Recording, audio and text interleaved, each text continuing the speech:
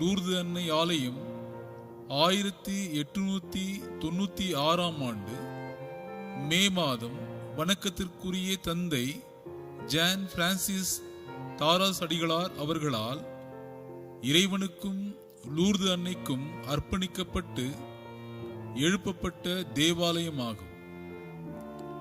வரலாறு சிறப்புமிக்க இவ்வாலயத்தை கட்டி எழுப்பிய தந்தை ஜான் பிரான்சிஸ் தாரஸ் அவர்கள் மார்ச் மாதம் 16ஆம் நாள் 1835ஆம் ஆண்டில் திரு பிரான்சிஸ் ஜோசப் மற்றும் மேரி ஜோசபின் தோவே தம்பதியருக்கு பிரான்ஸ் நாட்டில் பிறந்தவர்.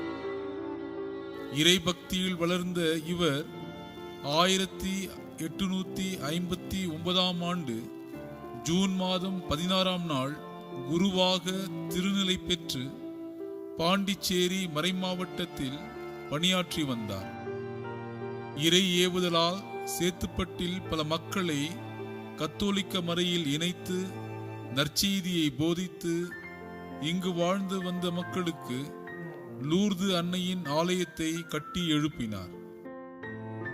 சேத்துப்பட்டு மக்கள் மனத்தில் நீங்கா இடம் பிடித்த தந்தை தாரஸ் அடிகளார் இன்றும் வட ஆற்காட்டு அப்போஸ்தலர் என அழைக்கப்படுகின்றார்.